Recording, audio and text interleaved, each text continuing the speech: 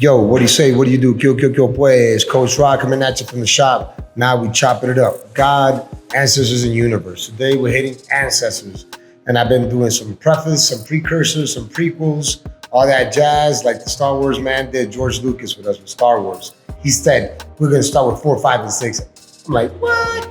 So he said, we're going to start, wait, Star Wars was, episodes 4, 5, and 6. And then he said, I'm gonna show you episode 1, 2, and 3 with Anakin Skywalker. So that's what we do at the shop. We just do it different, we do a little bit better, but we at least try it through God, under God, by God, like Alvaro Guzman says, on God. So the ancestors, they paved the road. What are you doing with your time? What are you doing with it? So today, I'm gonna talk about my parents, mom and dad. Number 2, I'm gonna do about 10 minutes, where am I from? Am I Colombian or from the US or both? And number 3, in that second topic, is it football, soccer, or being a kid? And then the third item in the agenda, I'm gonna hit about 9, 10 mics at the most. Where am I going? So I know what I'm doing. That's the ShopNM for the people, for the yous, for the them, all the pronouns out there. But now I wanna talk about where am I gonna go after the shop? Am I going anywhere else after the shop? So, mom and dad, let's go. Let's get into it. Moms. So if something ever happened to my mom, you're probably gonna find me in the Sandia Mountains. I needed to get away, get away, get away. Get away, get away. My mom means everything to me. She may not have been the best mom or most nourishing mom, but she was what God blessed me with. And she made me to be a badassery dude. That means military guy, that means athletic guy, that means a dad guy, that means a husband guy, that means, a mentor guy, that means, a leader guy. And my mom taught me, the most important lesson she taught me was being persistent. So, all right, Drew, catch you later, brother. Good shit today. Congrats, bro. Appreciate you. We'll talk later. So, persistence. And a lot of business people talk about that. The number one trait, character that we need if you're gonna be an entrepreneur is you gotta be persistent. One of my investors once upon a time, Derek Smith, he's a Sergeant Major retired, one of my homies from Washington State, but he's actually from Chi-Town, Chicago. And he was like, I believe in the mission, the vision, and all that jazz. It starts with a dream, a vision, then a mission, and we execute. You are a persistent motherfucker. I remember that's what Derek said. You is one persistent dude, bro, for real. We were at the bar, Super Bowl party, February, it was 2021. And he's like, you want some dough? I'm like, I'm not gonna say no. So he invested in the fact that I'm persistent. Thank you, Mom. Gracias, Ma. Ella es colombiana, she's Colombian, bueno, criada en Pereira, pero de Albania, Colombia. Eso cerca de Manizales. That's by Manizales, it's a city right south of Medellin. So that's why you hear the zigzag. This guy be on the zigzag with the zig paper for the blunt paper and all that kind of stuff. But that's another story for them. Back to this. My mom, she taught me how to be young forever and have a high spirit. She's always been a positive woman, even through moments of trials and tribulation. She's a pretty magnificent woman, my mom. I love her to death. More about my mom, so persistency, being young, being a kid. The last thing, the third thing is her fighting spirit. I've never quit anything in my life. People have had to kick me out because I don't quit. I don't do that. Why would we do that? If we train 6 days a week, the 7th day should be easy. There ain't no time to quit on the field, on the pitch, on the whatever, on the court, whatever it is that your platform. Because I've done a lot of sports, but we'll talk about that another day. Or maybe a little bit later when we talk about, maybe I'll talk about football. So my mom, persistency, being a kid, being young, and the fighting spirit. I will say this real quick before I go and talk about my dad. Fighting spirit, being persistent, sure, I think it could be an umbrella term, fighting spirit, and persistency is a character, characters and criteria of fighting spirit. But I discern the two by saying most of us are persistent, even if we're going to a job that we don't like, but we have to go and we have to be graceful that we have a paycheck every week, every 2 weeks, or every day, whatever it looks like for everybody out there. That's persistence. Fighting spirit is hunger. It's you're gonna have to kill me. you're gonna have to, and if you're gonna try it, better work once because you don't get a second time. So I've always said I'd rather die a slave than live on my knees. So it's important to me to keep the legacy that my ancestors have paid for me. See, I keep rhyming, and if I rhyme, Russ, it's time, prime time. I've always said that. And we try to keep it chill and flow. And if it flows, it's God's message. It's not my words. I'm God, right, Alvaro? Um, my dad. So let's go to my dad. So my mom again, persistence, being a kid, and fighting spirit. My dad, interesting character. I didn't really grow up with him. He got locked up when I was 8. That's a true story. He got moved around. I was probably going to lead into the same life at 23, but I remembered who he brought out of me, which was he set examples that I didn't want to have or be or do. That's my dad. At times, he was the best example of what I didn't want to be. My dad, Rodrigo Vasquez. I'm a junior, so he's Rodrigo Vasquez, Rodrigo Vasquez. I'm RV2, and my son, he's RV3. We're gonna brand that. Yes, we are. We're gonna brand that. So there's a quarterback, Reginald. What's his name, Russ? For the Redskins, RG3. My man, Robert Griffin, RG3. So we're about to spin it. We're gonna go RV3, but in the soccer world. He just had an accident. Oh, snap. Yeah, he's good though. Okay. Okay. Well, God bless him and his family. We'll pray for him and make sure that he's okay. So praise out to you, Robert Griffith III. And with that said, you branded your name and it melted into everybody's minds. And like myself, giving you props ahead of time as we talk about Rodrigo Vasquez III, because my little son is a baller, bro. My little kid's a beast. He's been playing 12-year-olds. And then my daughter, Renata, she's a monster too. She's an undefeated with the hot shots from the West Side. Coach Josh, Coach Sarah, appreciate y'all. We up in Bernalillo killing it because they're still undefeated. And that includes tournament play.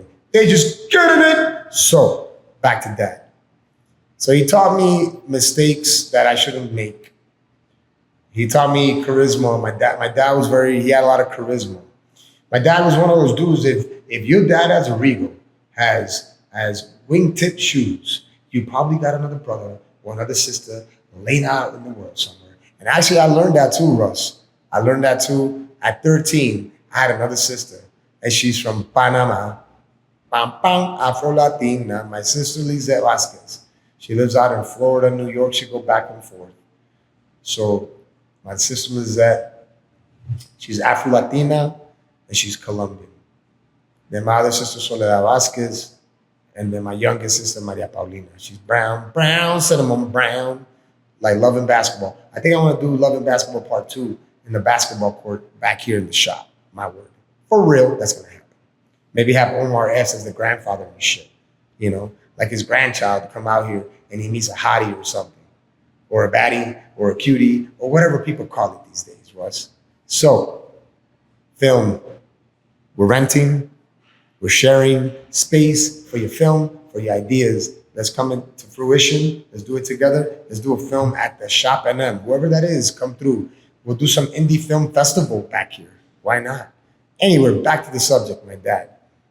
So he provided all these children to the world, with the exception of the youngest, Maria Paulina. That's my half sister from my stepfather, Henry Noreña. So anyways, so all these people have all these kids out there. I have 4 sisters. Always beg for the attention of a woman, of that connection, or inquisitive on how can I date you, them, or whatnot. And I didn't have my dad to teach me that. So I've never talked about this until now. It's interesting that I'm being vulnerable in front of y'all, whoever sees this. So my mom did what she could, but she was always working.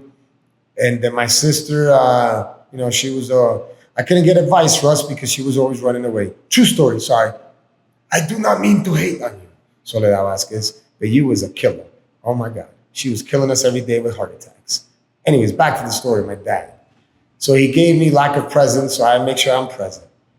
He gave me charisma, so I know how to talk to most people. He gave me examples what not to follow. Back to not being present. My dad was a strong man. He was a very strong man. So he gave me physicality. He gave me how to be a monk, how to be an ape, not a monkey, not a gorilla, but an ape. He taught me how to be a lion. He was a good guy, and but then at times he was a bad guy. So I take what I can from him. He went to jail for a long time, and we didn't have him, and then he was they deported him, and that was that. And then he died young at 69. So I try to do everything from a sense of pain. Not everything, a lot of things from a sense of pain because I don't want people to feel the pain that I feel. So that's my dad. He was a good looking guy too, and it's hard to say if he was noble because you find out more and more stories about the guy. And I don't know. That's another episode for the day, huh? Maybe my dad. We'll talk shit about my dad for 30 minutes. Anyways, so we're going on 11 minutes. We're pretty good. So second iteration or second topic in the subject of ancestors, they paved the road. What are you doing with that time? So now I want to do Q&A about myself that people thinking, who's this weird guy, Coach Rock, coming to Berkey Town? Burqueño, he thinks he is, and he may be he is, because he messes with everybody, cuts with everybody, cooks with everybody, rolls with everybody, spins with everybody. Listen, all memories. Hey, much props to y'all. I appreciate y'all. That's a car club in the city, ABQ. They've been around. Oscar, Joe, appreciate y'all. So where am I from? I'm from New York. I was born in New York, Queens, New York, 1980. But then I grew up in Ohio as well. I got there in 97. And it was a weird time because it was 1997, I'm 17. So it's easy to do my math, my numbers, my age. And I was coming into saying things. And I was this Colombian guy with cool hair, and I was a football player, and I was wrestling, and I was doing all right. And I was saying nigga this and nigga that. And they're like, what did he just say? I'm like, wait a minute. I'm from New York, and they taught me this and they taught me that. So you learn to be politically correct and say it or not say it. So I was doing things that people were not used to, like, who's this dude from New York? In Cleveland, they were wilding out, or I was wilding out. I remember I had a teacher one time tell me in Cleveland, because I was doing my math homework in front of English class.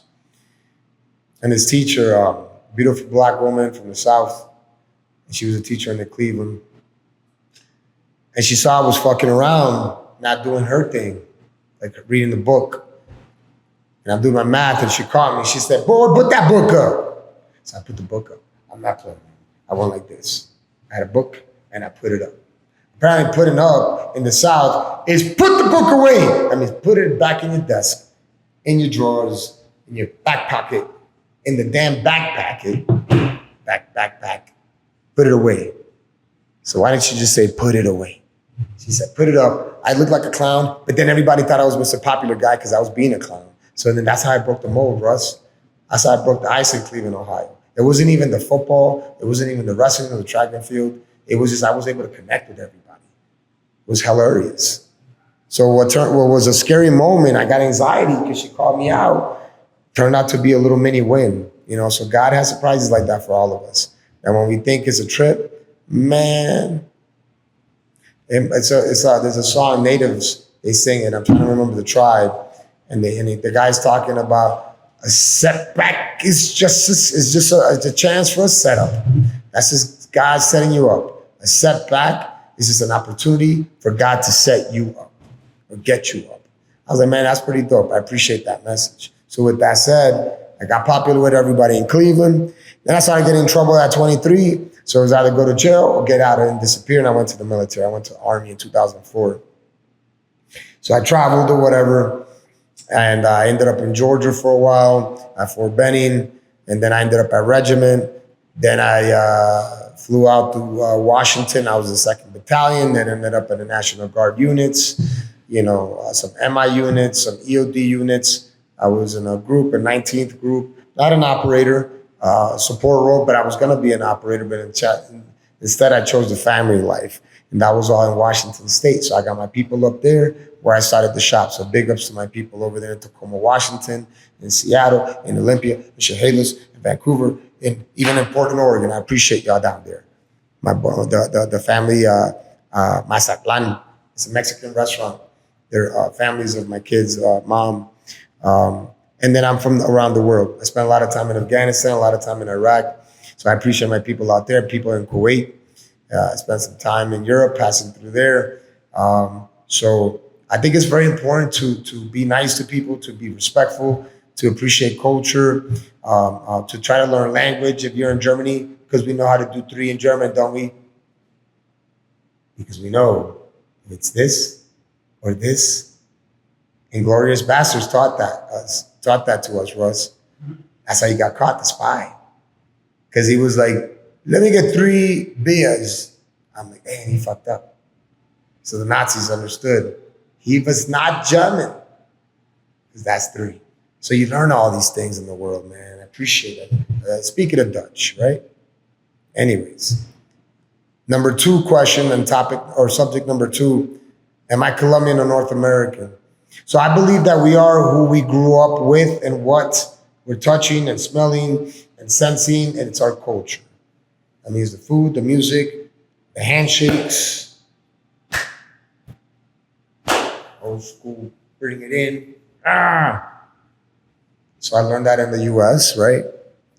But I didn't grow up listening to Elvis Presley or Metallica until the 90s. So my first decade, my formative years, is one of the most impressionable years or decades of our life is our formative years between 1 and 10, 9 and 10, which we work a lot with at the shop. So it's very flattering to work with these kids or help Jude and Alvaro with soccer link training because it's a very sensitive area, and we're not trying to fuck shit up, but we're trying to fuck everything up. That's my word. Everybody want to tell me not to cuss. You better stop, change the channel. So, am I Colombian or North American? I think I'm both. I'm a hybrid. I was born in the U.S., in New York, in Jamaica, Queens. But I believe I'm Colombian too. Yo también soy colombiano. Because that's what I ate. I ate Colombian music. I ate Colombian music. Exactly. I ate Colombian music. And I heard it and I listened to it. So I was just engulfed in the culture of Colombia. I loved it.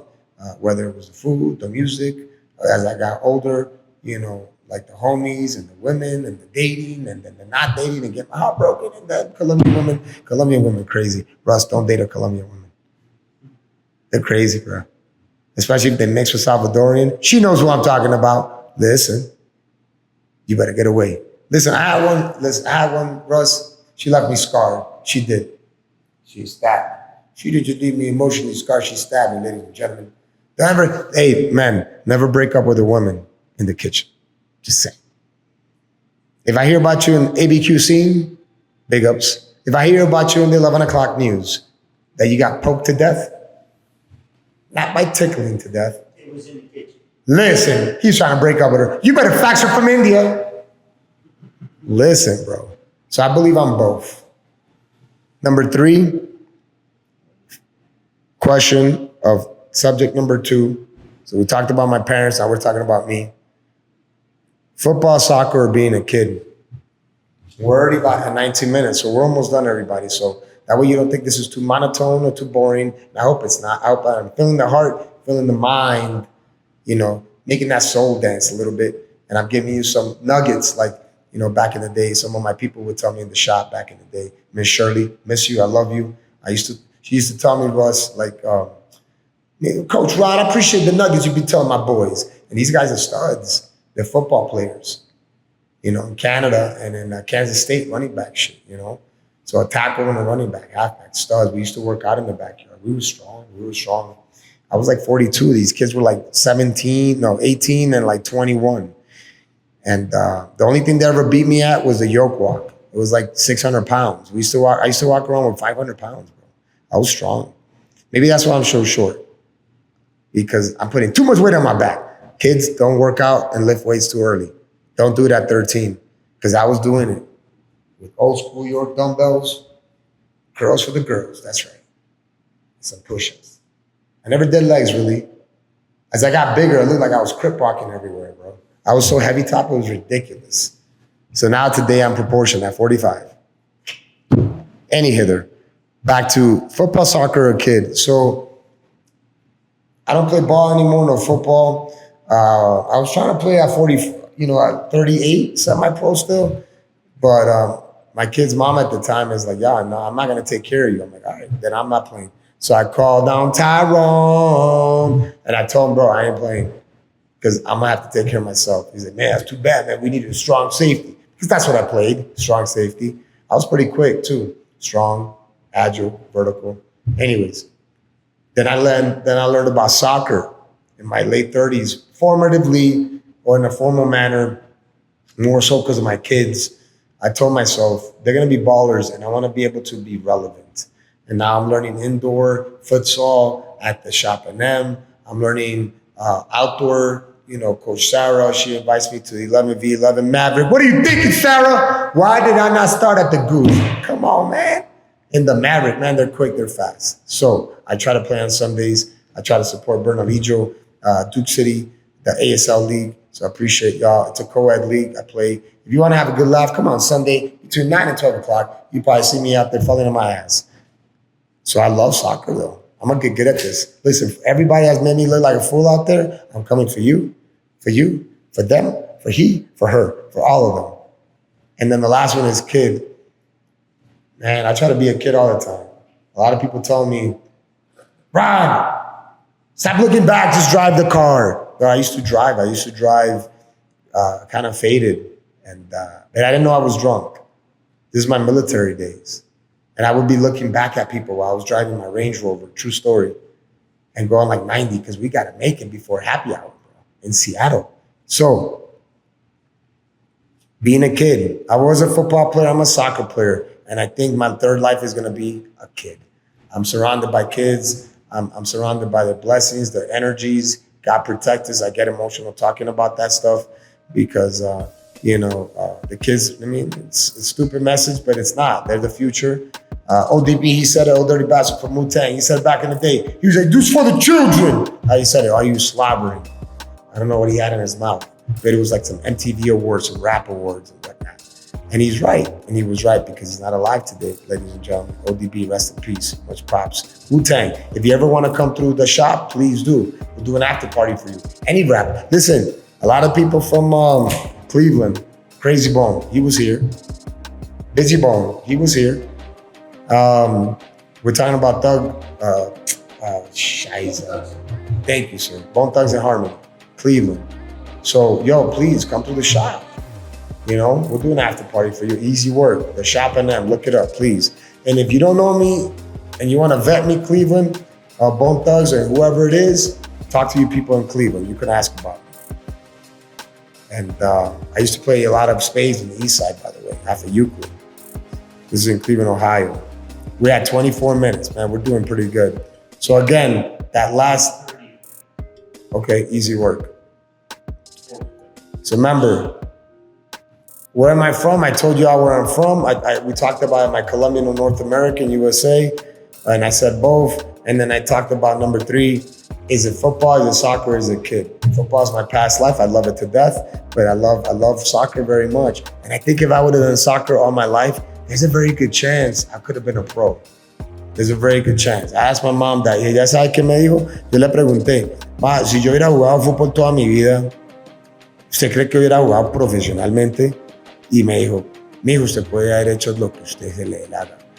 Damn, you're a mafia woman.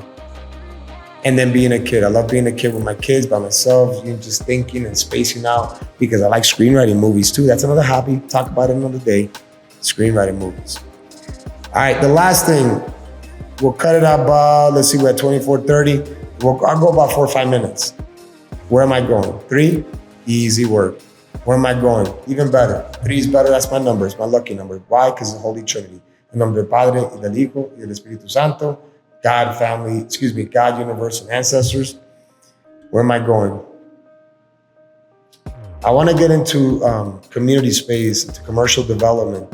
That means after the shop sustains itself, God willing, sooner than later, and I pray for everybody, send me good energies, send us, the families that work in here. A lot of people are here, man. If this place, man, if it succeeds the way it's supposed to succeed, it's going to help a lot of people, man. And that's my word. I'm just trying to give everything back that I get. And I think I've proven that. With that said, sorry, I get a little emotional, but to say that is to say This is a very important mission, and I need everybody's help. So where am I going? Keeping the ShopNM alive. Build better spaces for the people, for homeless, community development. That's what I want to get into. I've even dreamt about fucking bringing back that water park that y'all used to have in ABQ. I swear to God. And make it fucking Elevant Butte in fucking ABQ. And I'll leave you with that. So run the day, don't let the day run you. We out. Peace.